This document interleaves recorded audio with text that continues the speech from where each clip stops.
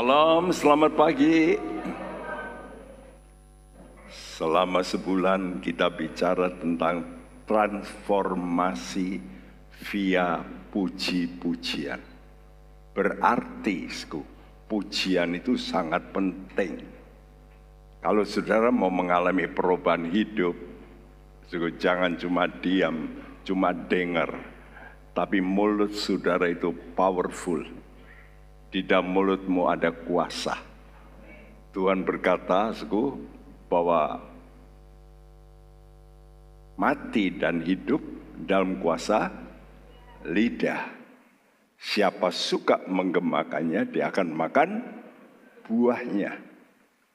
Jadi kalau kita datang ke gereja, ada satu tugas penting, memuji, memuliakan Tuhan.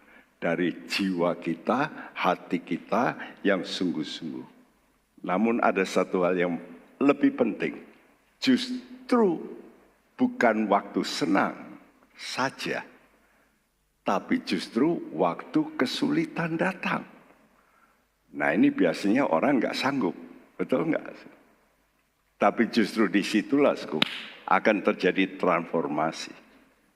Kenapa, Karena waktu orang menderita, dia itu bisa lebih rendah hati. Benar. Kalau lagi jaya, lagi sehat, lagi kuat, sulit untuk mendengar perkataan orang lain. Ya, dinasihati dokter contohnya sajalah. Jangan merokok. Enggak apa-apa dok. Orang tua saya merokok ya sampai umur 90 tahun, enggak apa-apa. Ya, tapi begitu dokter berkata, cancer, nah berhenti. Mau enggak berhenti? Berhenti. Kenapa, merendahkan diri. Jadi waktu kita dalam kesulitan, hati kita ini gampang untuk merendahkan diri. Waktu orang kaya raya, wah, sukar. Waktu dia dalam kesulitan, waduh, minta-minta. Itu dia bisa minta-minta. Kenapa, mau merendahkan diri. Ini yang pertama. Dan yang kedua, waktu kita menderita, hati kita itu leleh, hancur. Dan kalau hatimu lembut, hancur, mudah dibentuk oleh Tuhan. Ya. Hati yang keras seperti batu sulit dibentuk. Tapi hati yang seperti lempung, tanah liat, itu bisa diubah menjadi porselen yang berharga.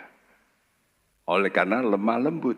Karena itu Tuhan berkata, belajarlah kepadaku karena aku lemah lembut dan rendah hati. Dua hal ini. Ya, jadi saudaraku betapa pentingnya saudara itu mau yang namanya merendah. Makanya jangan sampai datang masalah baru merendahkan diri. Datang masalah baru hatinya hancur. Biasanya orang kalau nggak ada masalah nggak pernah nangis. Saya datang kepada seorang, dulu saya datang pertama kali saya mau besuk ke keponakannya. Dia, oh Pak Bekti, oke. Tunggu ya, biar keponakan saya aja yang nemeni Pak Bekti. Dia masuk. Dia orang kaya. Ya. Karena keponakannya nginep di situ, sekolah, ya. Tapi setelah pisah bertahun-tahun, dia manggil saya. Waktu sakit di Telogorejo, tiap hari suster menaruh ini kasah, ya ada lubang di sini, dimasukkan itu verban ya, masukkan lalu ditarik.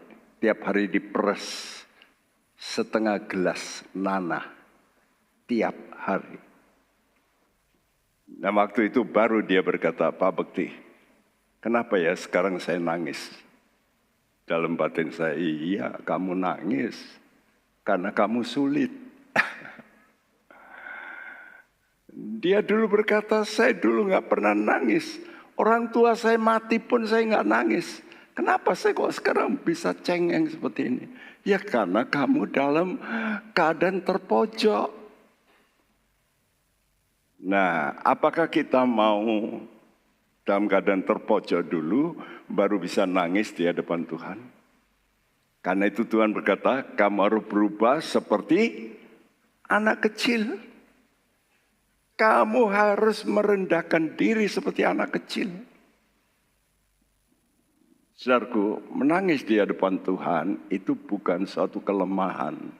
Itu satu tanda engkau mau merendahkan diri sebagai anak-anak yang berkata Tuhan, siap, aku siap dibentuk oleh Tuhan. Ya, karena itu Tuhan memilih satu suku, yaitu suku Yehuda. Nah, kalau saudara melihat suku Yehuda ini, awalnya penuh dengan noda. Nggak baik, ya. Tapi dia mengalami satu perubahan, ya. Waktu dia mengalami problem, ya, karena dia menanggung adiknya Benyamin untuk datang kepada Yusuf dan dimasukkan beberapa masuk penjara. Nah, waktu itu Yehuda berkata, jangan, adikku jangan ditahan. Aku yang nanggung. Wah, itu yang menyebabkan Yusuf membuka diri. Yusuf nangis keras memeluk saudara-saudaranya. Karena ucapan Yehuda, aku tanggung. Saudaraku, karena itu Tuhan memilih suku Yehuda. Yehuda, arti nama Yehuda artinya memuji. Jadi suku ini dipilih Tuhan. Kalau sudah baca kitab Hakim-Hakim, waktu orang Israel berperang, mereka tanya, Tuhan, suku mana yang harus jalan lebih dulu? Kata Tuhan, suku Yehuda. Berkali-kali dalam peperangan, Tuhan tunjuk siapa yang lebih dulu maju? Suku Yehuda. Jadi saudara yang mau datang ke gereja supaya hatimu ini bisa mengalami perubahan, coba lebih dulu banyak menyanyi. Menyanyi ini meluku hatimu, melembutkan hatimu. Istimewa menyanyi waktu menderita. Itu korban yang berbau harum di mata Tuhan. Ya. Kalau itu korban yang berbau harum, Tuhan cium. Wow. Ya, kalau Tuhan cium bau harum, Tuhan pasti memberkati. Nah, dia turun tangan.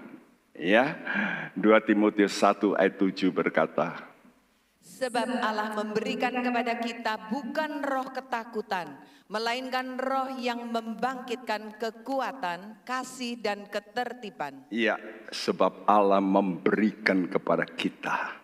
Jadi kalau saudara mau mendapat dari Tuhan, lebih dulu coba memberi kepada Tuhan. Jangan cuma ingin mendapat, tapi nggak suka memberi. Tuhan itu juga kepingin dipuji. Karena dia mencipta manusia supaya manusia bisa memuji. Itu tujuan Tuhan justru. Jadi kalau saudara tidak bisa memuji, wah, tujuan Tuhan berarti gagal. Ingat ini ya. Tujuan Tuhan mencipta manusia untuk manusia memuliakan Tuhan. Yesaya 43:21, ingat. 43:21. Ingat ayat itu. Dan coba digarisi nanti di rumah. Berapa? Yesaya 43:21. Umatku yang kuciptakan itu hendaklah memasyurkan perbuatanku. Jadi tujuan Tuhan mencipta manusia apa? Supaya manusia bisa memuji Tuhan. Karena itu kalau saudara suka ngomel, Tuhan ketawa. Ini bukan ciptaanku ini. Bukan tujuanku. Jadi kalau saudara suka memuji Tuhan, dan memuji Tuhan harus dalam setiap keadaan. Justru waktu sulit, wow, Tuhan senang. Hari ini selama sebulan kita bicara pokok ini. Hari ini kita bicara tema dari stres menuju bergairah. Saudara sudah mendengar beberapa minggu ini orang bunuh diri, betul? Minggu lalu anak pendeta terjun. Anak pendeta kok bisa bunuh diri? Itu pendeta di Surabaya. Jangan heran, anak pendeta di Amerika yang terkenal, Rick Warren. Siapa yang tidak kenal Rick Warren? Wow, hebat. Anaknya juga bunuh diri. Pengajar utama yang namanya Benjamin Spock, psikolog number 1 tahun 50-an. Anaknya psikolog bunuh diri. Setelah terjadi di Surabaya, terjadi di mana? Di Temanggung, dekat kita. 3-4 hari lalu, bunuh diri. Setelah itu, 2 hari kemudian di Jakarta, bunuh diri. Jadi sekarang banyak orang lagi stres. Apalagi pebisnis. Wah, PHK di Jakarta cukup banyak, Iya, dikatakan hampir semua pabrik garment, kain, tutup. PHK. Ini zaman sulit, bukan hanya di Indonesia, di seluruh dunia. Makanya orang makin stres. Tapi percaya, kalau saudara mau dekat dengan Tuhan, jangan khawatir, Tuhan itu pembuat mukjizat. Ya, Elia itu mau dikejar-kejar raja, dia lari, dia stres. Di tengah-tengah dia tidur, Tuhan bangun nih, malaikat, ayo bangun. Disediakan makanan, dari mana di padang gurun bisa disediakan makanan? Ya, lari kamu ke Sungai Kerit. Tuhan kata, aku akan pelihara kamu. Dengan apa? Burung gagak. Burung gagak memelihara manusia. Kok bisa? Tuhanmu bisa melakukan. So jangan mikir terlalu, waduh nanti biaya, ini bank, aduh aku harus taruh uang di bank. Saudara tahu, uangmu di bank nanti komputer semua mati. Ini sudah dikasih contoh di Hainan. Orang mau beli nggak bisa, nggak bisa, karena semua harus pakai handphone ini. Mati semua, nggak bisa. Dan Tuhan kasih tahu, Alkitab memberitahu, satu kali Tuhan akan menggoncang langit ini. Nah kalau langit digoncang, wah stasiun-stasiun ini yang dikirim oleh manusia, ya itu semua bisa gugur goyang semua. Jadi jangan sudah mengandalkan bank ya. Banknya bisa ditambah krut, gitu. Bankrupt. Karena itu jangan takut, Tuhanmu ajaib. Pemelihara yang kamu nggak ngerti lah, what next gitu. Kalau kamu punya Tuhan, percaya, Tuhan bisa melakukan yang aneh. Ya, karena orang Israel dipelihara oleh Tuhan 40 tahun di padang gurun. Tiap hari diturunkan roti dari sorga. Ya. Makanya saya beri judul dari stres menuju gairah. Coba bayangkan, pohon ini kok bisa tumbuh di situ. Ini kan mukjizat. Ya. Jadi kalau saudara mengalami satu tekanan hidup, coba percaya. Tuhanmu adalah sumber air yang memberikan kehidupan. Haleluya, saudaraku. Karena itu mari kita mau belajar, tetap memuji Tuhan dalam setiap keadaan. Nah, karena itu Daud adalah contoh bagaimana dia menjadi orang yang sukses membunuh Goliat, tapi setelah sukses apa yang terjadi? Orang bersorak-sorak, wah hebat, Daud hebat. Ya, wanita-wanita wah main tamburin seperti tadi main tamburin memuji Daud. Ya, dikatakan Raja Saul membunuh beribu-ribu, tapi Daud membunuh berlaksa-laksa. Laksa itu 10-an ribu. Mendengar itu Raja Saul mulai cemburu. Ya, padahal dia sudah janji siapa yang bisa mengalahkan Daud akan diambil mantu. Wah. Tapi ternyata oleh karena iri hatiku, wah, dikejar-kejar malah. Mau dibunuh. Alkitab menulis 21 kali mau dibunuh Daud. Bayangin. Apa enggak menderita? Dia lari dari tempat ke tempat sampai ke luar negeri. Disuruh Tuhan balik lagi. Mau dibunuh lagi. Waktu dia ada di satu puncak gunung. Lalu dikepung dari bawah. Di pagar betis dari bawah. Oh, udah enggak bisa lari. Orang Tionghoa bilang becau. Tapi jangan saya pikir nggak bisa lari. Tuhan kasih kabar. Musuh datang menyerbu kota. Saul pikir, waduh, daripada satu orang aku ambil nyawa istri anakku banyak di kota. Tarik tentara Kopassus, ya. 3.000 tentara elit ditarik oleh Saul. Bayangin 3.000 ngejar satu orang. Tapi Tuhan membuat berhasil. Dia teriak, dia nyanyi. Karena itu ada nyanyian, ya Yesus. Apa? Gunung keselamatan, keselamatan, keselamatan. Tuhan itu gunung keselamatan kita. Daud menyanyi memuji Tuhan. Karena itu kalau sudah baca kitab Mazmur, isinya itu banyak yang namanya dari Daud. Nah, coba kita baca ini. Mazmur 132 ayat 1 sampai 5. Nyanyian Ziarah. Ingatlah ya Tuhan kepada Daud dan segala penderitaannya. Bagaimana ia telah bersumpah kepada Tuhan, telah bernasar kepada yang maha kuat dari Yakub.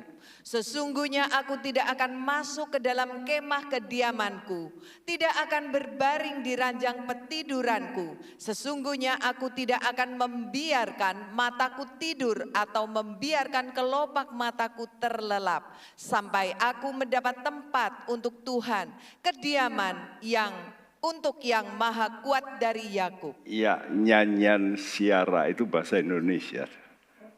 Elevation songs. Elevation itu naik crescendo gitu.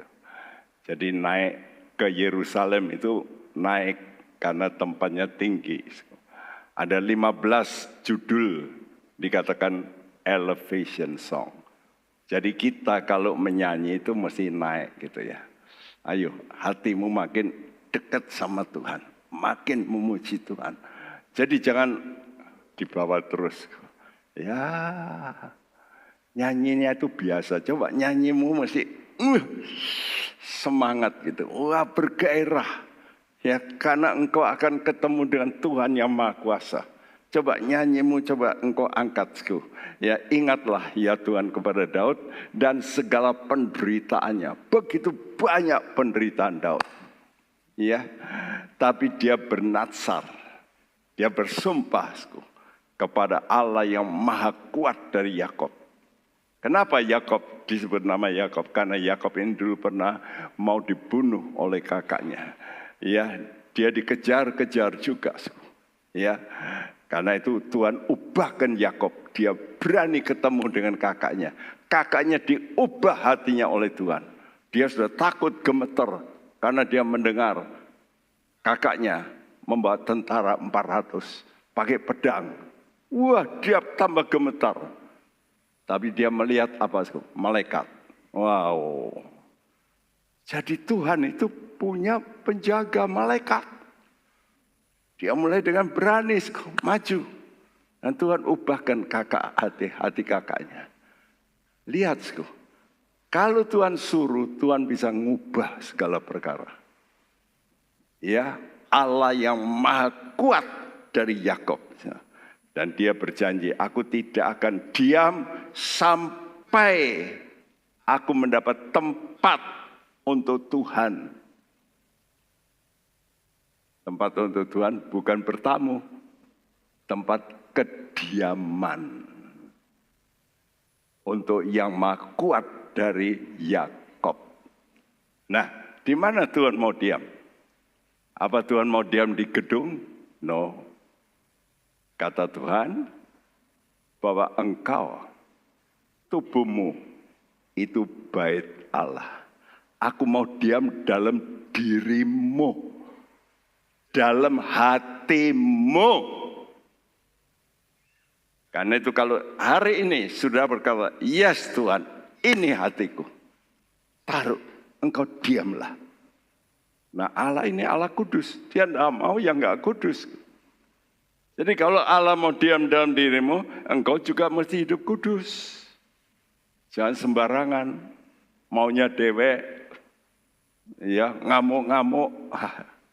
Tuhan kata bising aku. Tinggal di rumah ngamuk-ngamuk. Halo. Jadi kalau ada problem sudah ngamuk-ngamuk. Tuhan kata, aku kok nggak seneng ya. Tinggal di hati orang ini ngamuan. Ya. Karena itu saudara jaga ya. Engkau mesti sensitif dengan Tuhan. Tuhan itu tidak sembarangan. Dia tidak mau diam di hati yang ngamuan. Yang suka kecewa. Sedikit kena bully. Sudah mau mati rasanya. Tuhan kata, orang macam gini. Ini bukan tempat tinggalku. Nanti aku kena pengaruh ini. Ya tak kalau sudah tinggal sama orang yang suka ya terus curhat, undak-undak. Saya berkata enggak betah. Kok enggak ada sukacita begitu loh. Dari muka saudara itu nanti memancar. Ya, jadi ibu-ibu sekarang ini banyak ya plakat-plakat di luar nih glowing. Sudah ketemu dengan Tuhan, mukamu pasti glowing. Percaya. Tujuan khotbah ini ubah jiwamu yang tertekan menjadi bisa gembira. Ya, kalau engkau hatimu gembira, kata Tuhan, hati yang gembira itu obat yang manjur. Lah iya, sudah tahu, tapi ngamuan terus gimana bisa manjur? Ya sakit-sakitan terus.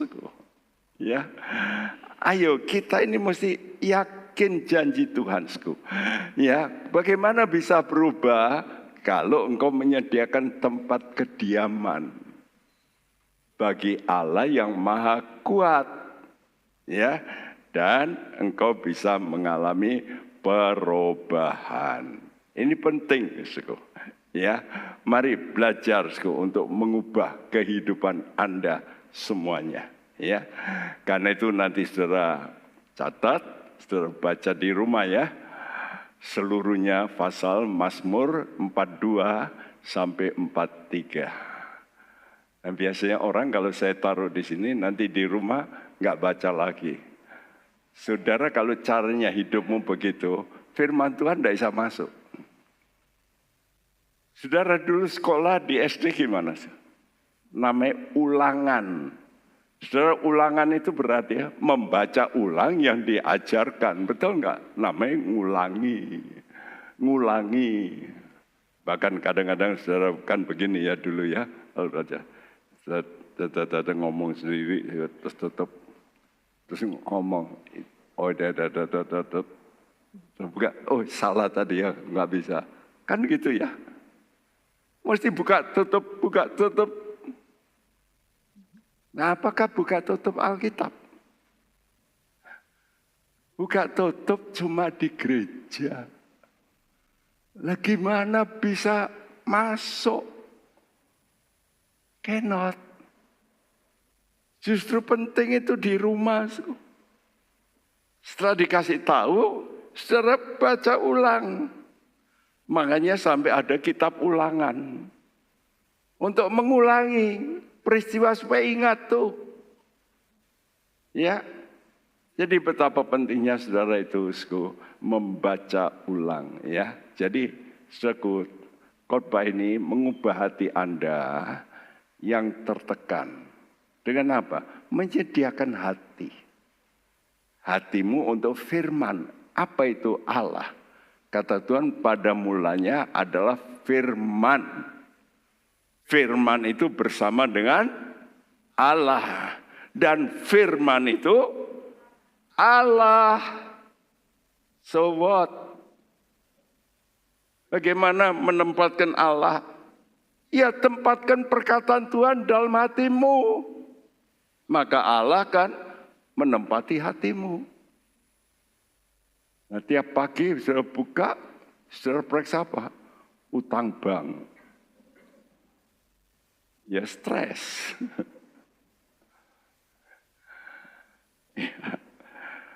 Saudara, coba kita ubah. Ya, tiap pagi jangan buka gadget lebih dulu. Gadget itu isinya begitu banyak hoax. Makin lama makin banyak. Saudara membaca toh? Pesawat Israel katanya dibom. Waktu Iran ngebom pertama, kena itu pesawatnya. Ternyata omong kosong. Nggak ada. Tapi, wah sepertinya benar. Enggak itu. Jadi jangan mudah percaya. Apa yang sekarang ini dunia dipenuhi dengan kepalsuan. Ya. Jadi kita mesti mengubah ya muka kita yang serem itu. Dengan hati yang memuji, nanti mukamu jadi bagus nanti. Ya. Umur jadi panjang. Ya, hati gembira itu obat yang manjur. Adalah, saudara minum obat terus, tapi hatimu stres, tetap sama. Kalah, stres melunturkan semua obat-obatmu. Nah, yang pertama, yang paling penting, kalau saudara itu ingin Tuhan harus diam dalam dirimu, engkau mesti punya kerinduan lebih dulu.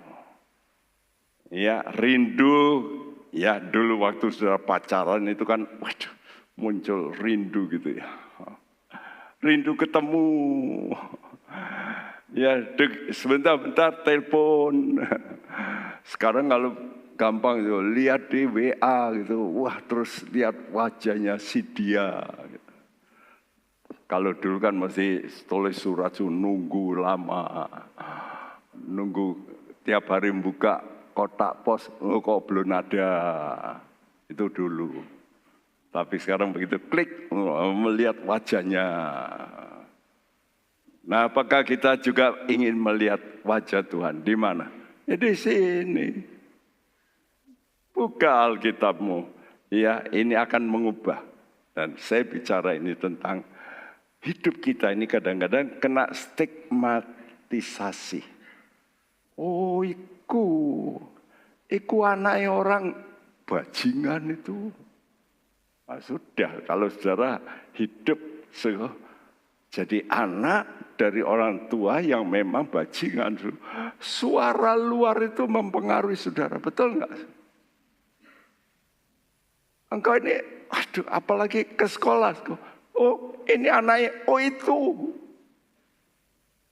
Ya. Coba mau enggak saudara punya anak, nama anak saudara, misalnya namanya bagus ya, Abram, tapi bin Kasdut. Gitu. Tahu Kasdut? Mungkin yang muda-muda enggak tahu. Kasdut itu perampok. Dia merampok di museum. Dia lihat di museum. Waduh, berlian paling gede dia lihat. Wah, tak ambil ini. Dia atur, kena berlian besar. Lari dikejar. Di mana dia mati? Di Semarang. Kasdut itu kena tembak di Semarang. Jadi orang Semarang nggak ngerti. Mau nggak namamu ada nama Kasdut gitu? Waduh. Walaupun nggak ada hubungan itu, tapi ada namanya itu loh, embel-embel.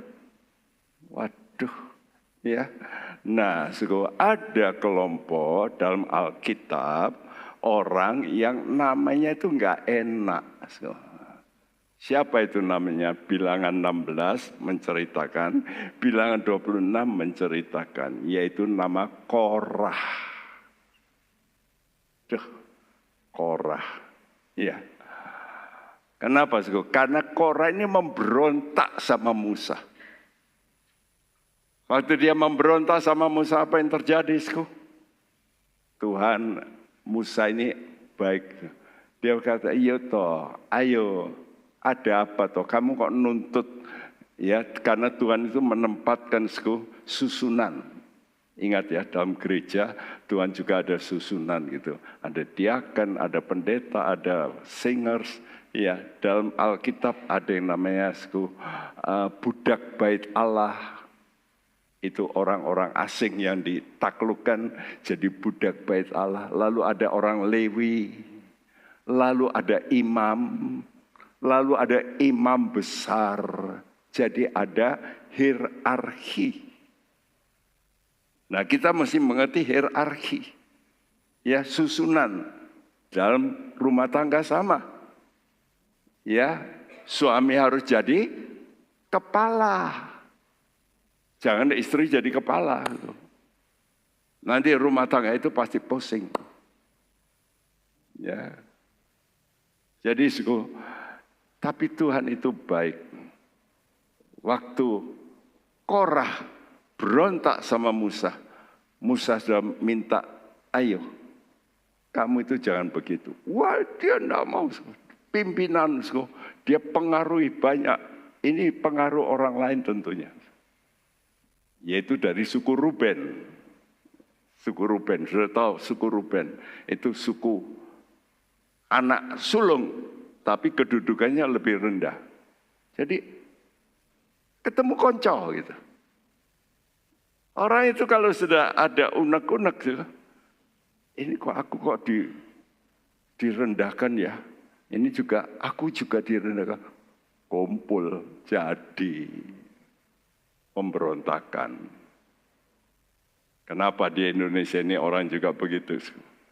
Ya, dari semua presiden kita siapa yang terbaik? Mestinya kan Jokowi. Tapi sudah lihat sekarang? Ya, sebelum terjadi akhir-akhir ini sudah rasanya diserang terus. Kenapa?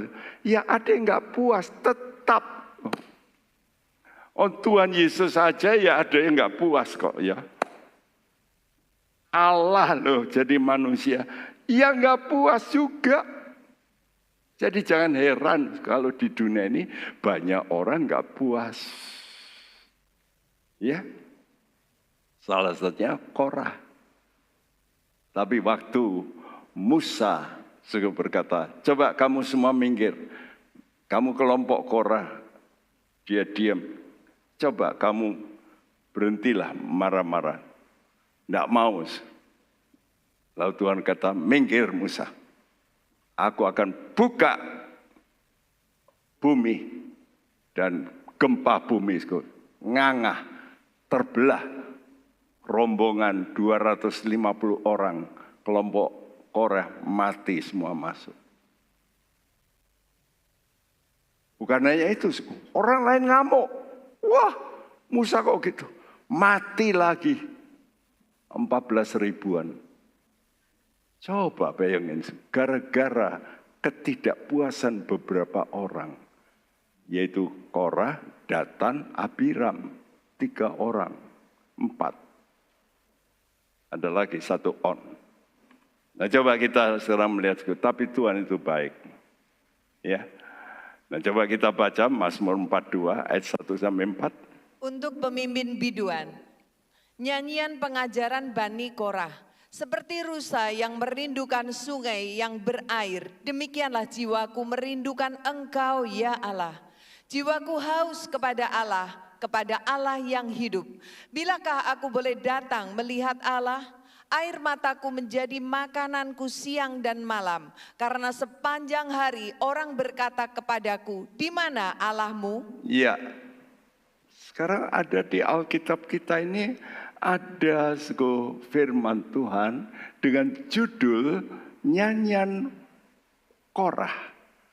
Ini ada tambahan nyanyian pengajaran Bani Korah. Wih, tetap kalau dengar kata Korah, stigmatisasi jelek.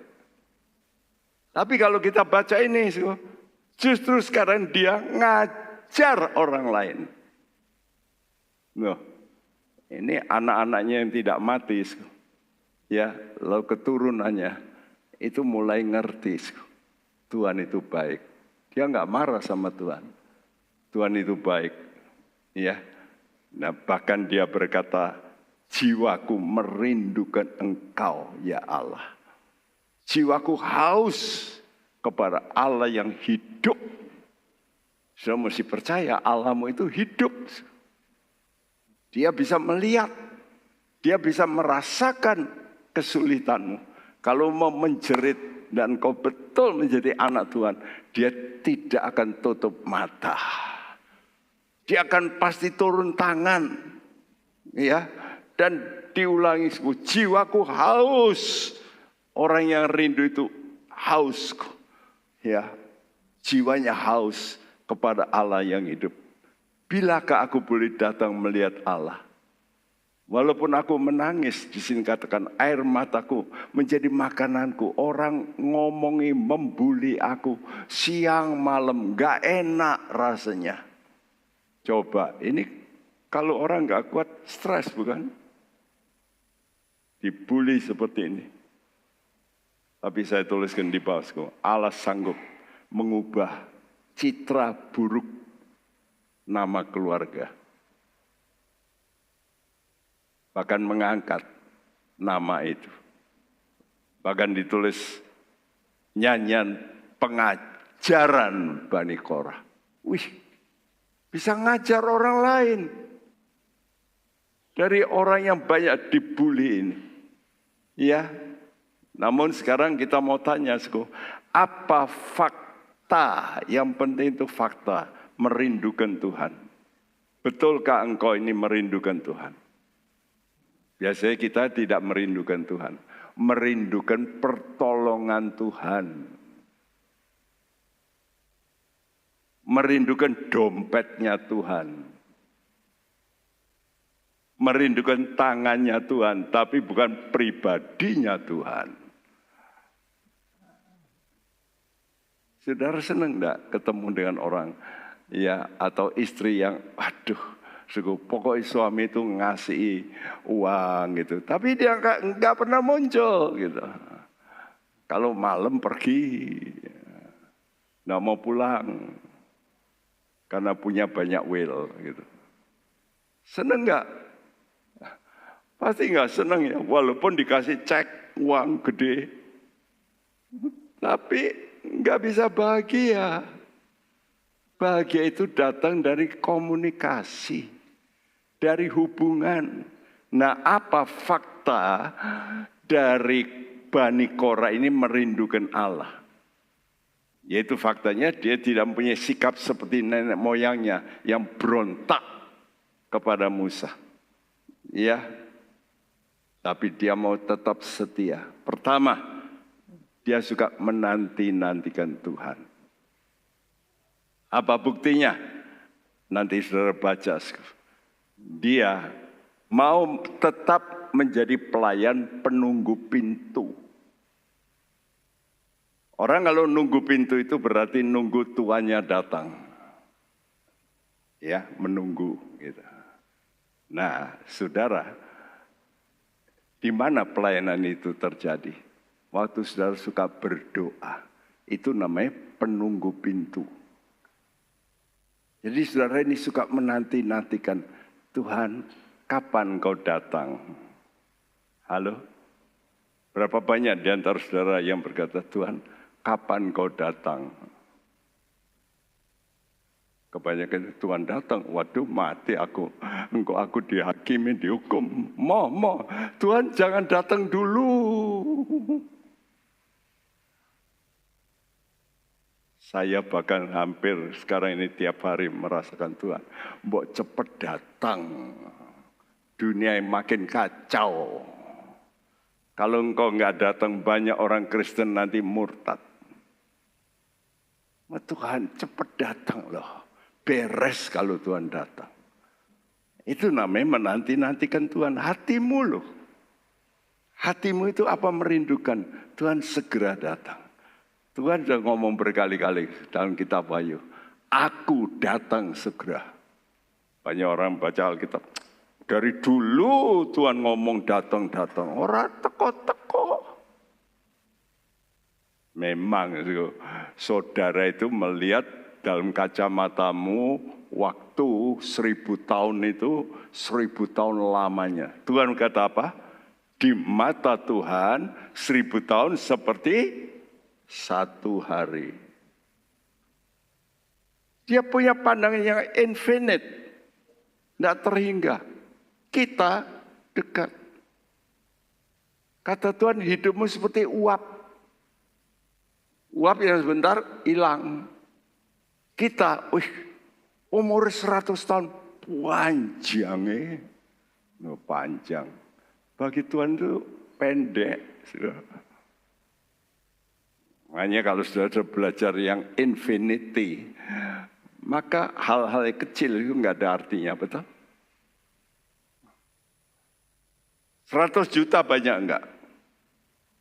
Bagi orang miskin banyak. Bagi orang yang punya triliunan, orang tidak ada artinya 100 juta. Gitu? Nah, Tuhan itu punya pikiran yang panjang, infinite, nggak terhingga, tidak terhingga. Nah, saudara mesti belajar menantikan Tuhan. Kedua, nanti saudara baca 2 Tawarik 20 ayat 19. Orang Lewi Bani Korah ini menjadi penyanyi. Halo, suka memuji Tuhan. Jadi suka doa, suka memuji Tuhan. Halo, bagaimana hidup saudara? Masih suka berdoa tiap hari di rumah? Atau waktu kejepit? Saya dulu tiap pagi, kalau di Setran dulu, 4:30, saya mesti buka pintu. Jadi saya mesti bangun jam 4 biasanya. 4:30, orang-orang sudah datang. Satu hari saya dengar, kok suara, waduh doanya bagus, 3 orang itu nangis. Wah, kok lain ya ini? Siapa ini? Setelah amin, biasanya saya lalu di luar, mereka keluar, loh, tumben istri pendeta yang sudah tua, lalu anaknya 2, nangis-nangis. Ya saya kata, tumben ini pasti ada masalah ini. Dan betul ada masalah. Karena suami pendeta ini stroke. Tahu tekanan darahnya 250. Itu atasnya, bawahnya 150.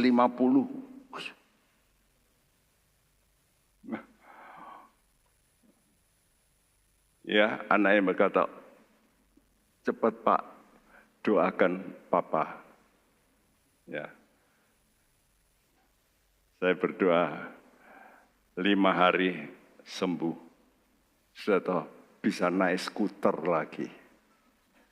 Dokter berkata 1000 belum tentu 1.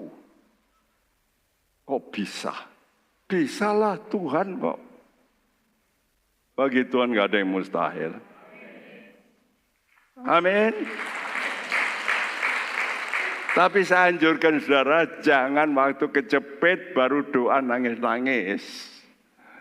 Tiap hari datang sama Tuhan seperti anak kecil. Gitu. Ya, sebab itu Tuhan mengangkat Bani Korah, memberi kemuliaan, dimasukkan namanya Bani Korah. Namaku nggak ada di sini loh, Timotius seperti itu nggak ada di Alkitab. Namamu ada nggak?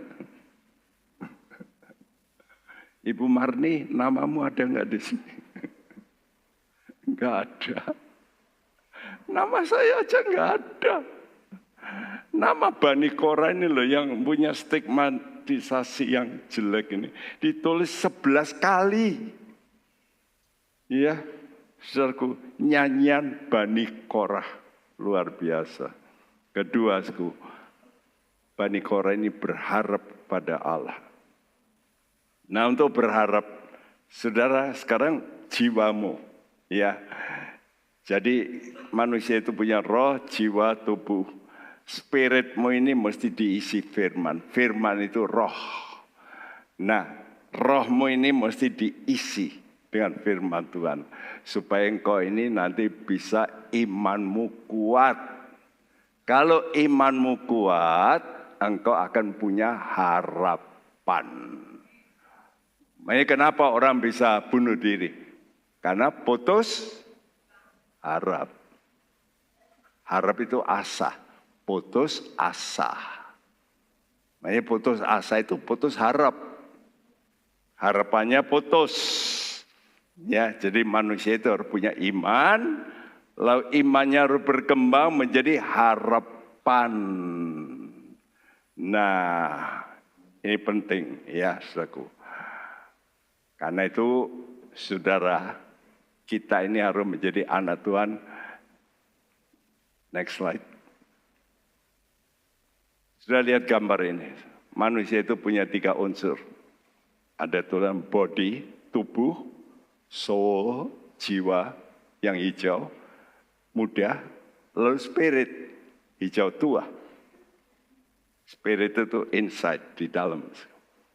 Ya. Jadi, roh kita, kata Tuhan dalam Yohanes 6, firmanku itu roh. Spirit. Ya, saudaraku. Tapi saudara punya jiwa. Soul. Soul itu your mind, pikiran. Jiwamu itu will, kemauan. Jiwamu itu emosi, emotion. 3, jiwa itu 3. Pikiran, perasaan, kehendak. Saudaraku. Dan yang paling membuat saudara itu siapa? Itu jiwamu. Makanya kalau engkau suka main perasaan, ya engkau itulah orang yang perasa. Ada orang yang pakai logika terus tidak mau pakai perasaan. Ya repot juga. Iya, orang laki logikanya kuat. Orang perempuan perasaannya kuat. Makanya 2 ini sukar ketemu. Gegeran. Tahu kenapa gegeran? Ya itu. Orang laki itu cengli gitu. Bagi wanita, mbo cengli. Walaupun cengli, tetap mbo cengli. Ya memang itulah, laki itu pikiran kuat. Wanita itu perasaannya, main perasaan. Makanya kalau kawin, hati-hati, bentrokan. Ya, karena itu sudah mesti bisa handle ini pikiran, perasaan, dan kehendakmu. Dan Mazmur 42 ayat 6 diulangi ayat 12, diulangi Mazmur 43 ayat 5. Coba dibacakan. Mengapa engkau tertekan hai jiwaku dan gelisah di dalam diriku? Berharaplah kepada Allah, sebab aku akan bersyukur lagi kepadanya, penolongku dan Allahku. Iya, kadang-kadang kau mesti ngomong sama dirimu. Jangan ngomongnya itu sama suamimu terus. Kamu kok gitu kamu. Atau kamu ngomong terus sama istrimu. Tapi ngomong sama dirimu. Mandek. Diam kamu. Perasaan diam. Ini bagi wanita ya omongnya. Jangan main perasaan. Bisa nggak perempuan gitu? Terus laki juga. Jangan pikiran terus. Cengli. Bagi wanita bisa boceng tahu enggak? Jadi saudara itu mesti ngatur jiwamu itu loh. Karena ini yang menjadi konflik. Dan ini yang menimbulkan orang bisa bunuh diri. Ya, makanya ini yang disebut sakit jiwa. Banyak orang enggak sakit jiwa. Banyak. Belum masuk rumah sakit jiwa. Tapi sudah sakit jiwa. Ya, suka kecewa. Ya, suka perasaannya tersinggung. Ya sakit jiwa. Ya. Jadi penuhi dulu spiritmu dengan firman Tuhan. Karena firman Tuhan itu spirit roh. Dengan apa? Dengan Roh Kudus. Nah ini pentingnya berdoa supaya firman Tuhan itu bisa nanti ngontrol, yaitu pikiranmu, ya your mind, lalu perasaanmu, your emotion, lalu kehendakmu, your will. Jadi bisa diatur dengan apa? Memerintahkan jiwamu sekarang. Diam. Kamu jangan ngomel terus. Ayo menyanyi. Ya sekarang saya perintahkan saudara.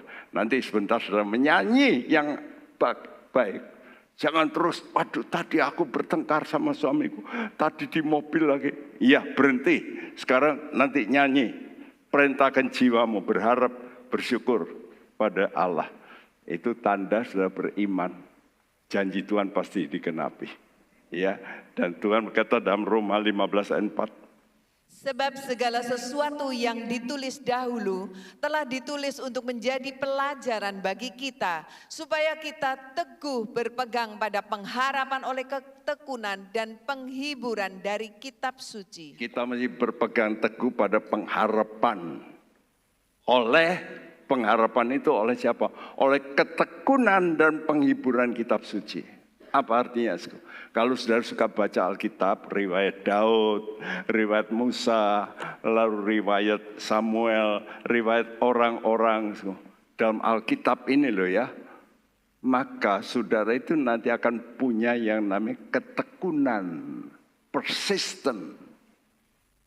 Saudara nggak mudah putus asa. Loh, dia bisa kok. Ya, Nabi Nuh itu bikin kapal 120 tahun kira-kira. Itu namanya persisten. Tetap orang membuli dia. Bodoh kamu bikin kapal di hutan. Itu orang edan. Dia tetap aja. Nanti kan datang banjir. Dan banjirnya seluruh bumi. Aku mau bikin di mana saja nanti ngapung. Kan gitu. Jadi nggak masuk logika bukan? Jadi jangan semua itu dimasukkan logika. Tuhanmu lebih besar dari logikamu. Kalau Tuhan nggak lebih besar dari logikamu, Tuhan bukan ajaib. Tuhanmu lebih besar dari logikamu. Dia maha kuasa. Ya, dan kalau saudara baca, oh gitu toh, tekun ya. Tekun ya. Lalu sudah mendapat namanya penghiburan. Waduh, lolos. Bisa, yang mati bangkit. Sudah terhibur, sudah mempunyai pengharapan. Nah pengharapan ini seperti jangkar. Makanya saya beri gambar sini, jangkar, firman Tuhan, tangan. Jadi tanganmu ini harus pegang teguh pada firman Tuhan, karena firman Tuhan itu jangkar. Ya, jangkar itu kalau sudah lihat di kapal, ditaruh di depan bukan? Pajangan. Iya betul pajangan. Kalau nggak ada problem. Tapi ketika ada problem, wah berfungsi. Ya. Terakhir, jadikan Tuhan segala-galanya bagi Anda. Ya, namanya Tuhan itu macam-macam. Ya, Jehovah, Jehovah Rafa, Jehovah Nisi, Jehovah Sidkenu, Jehovah Jireh, ya, lalu Jehovah ya Shalom, Jehovah Sama. Kata yang lain El Shaddai, ya, El Gibor, El Olam. El itu Allah yang Maha Kuasa. Jadi namanya Tuhan itu banyak. Karena itu nama ini menunjukkan kuasa. Karena itu kalau saudara yakin Tuhan itu berkuasa. Nah, kalau dia berkuasa, saudara kalau ada masalah apa, datanglah kepada dia. Saudara punya problem dengan tetanggamu atau dengan saudaramu soal warisan dan sebagainya. Apa kata saudara? Begini kata Pemazmur 43 ayat 1-4. Berilah keadilan kepadaku, ya Allah, dan perjuangkanlah perkaraku terhadap kaum yang tidak saleh. Luputkanlah aku dari orang penipu dan orang curang, sebab Engkaulah Allah tempat pengungsianku. Mengapa Engkau membuang aku? Mengapa aku harus hidup berkabung di bawah impitan musuh? Suruhlah terangmu dan kesetiaanmu datang, supaya aku dituntun dan dibawa ke gunungmu yang kudus dan ke tempat kediamanmu. Maka aku dapat pergi ke mezbah Allah, menghadap Allah yang adalah sukacitaku dan kegembiraanku, dan bersyukur kepadamu dengan kecapi, ya Allah, ya Allahku. Ya, jadi kalau saudara ada masalah dengan orang lain, engkau mesti berkata, Tuhan, hakimi aku, judge me. Engkau hakim, engkau lakukan penghakiman. Aku serahkan, beri keadilan. Yang kedua, engkau tempat pengungsianku. Dalam bahasa lain, my strength. Memang tempat pengungsian itu artinya tempat untuk pelarian, itu kekuatan. Ya, suruhlah terang dan kesetiaanmu supaya aku dituntun. Nah, kalau sudah dapat yang putih-putih 3 ini, saudara nanti akan mempunyai sukacita. Allah adalah sukacita dan kegembiraan, di mana aku bisa bersyukur. Ya, jadi kita dapat bersukacita, bergembira. Pertama, jadikan Tuhan itu hakim. Nah, kalau hakim berarti keputusan akhir. Jangan lihat sekarang. Nantinya sudah lihat. Oh, orang itu membuli saya. Biarkan aja. Nanti Tuhan yang akan kerja. Orang itu ngapusin saya. Saya diberkati malah. Orang itu merugikan saya. Kerjaanku tambah banyak. Bisa. Oh, Tuhan itu hakim kok. Ya, dia tidak diam. Tuhan kekuatan kita, memberi pengamanan bagi jiwa kita. Aman jiwa kita. Ya, seperti Ayub, Tuhan kata, iblis, kamu boleh habisin hartanya. Awas, jangan sentuh jiwanya. Jangan sampai mati. Enggak boleh. Jadi percaya, Tuhanmu penjaga jiwamu. Dia kuat. Dan ketiga, dia pembimbing. Engkau akan dibawa ke tempat kediaman Allah yang kudus. Masuk surga. Ini kepastian. Ya, karena itu saudara, hatimu bisa bergembira. Saya ulangi sebagai resume. Hatimu gembira kalau rindu lebih dulu pada Allah yang Maha Kuat. Coba harap sama Tuhan, jadikan Tuhan segala-galanya. Pasti engkau bisa bersyukur. Wah, Tuhan, terima kasih Tuhan. Aku mau berbahagia bersama dengan Engkau. Haleluya. Mari kita nyanyikan pujian ini, bahwa kita mau berbahagia. Yakin teguh, Yesus adalah kepunyaan kita.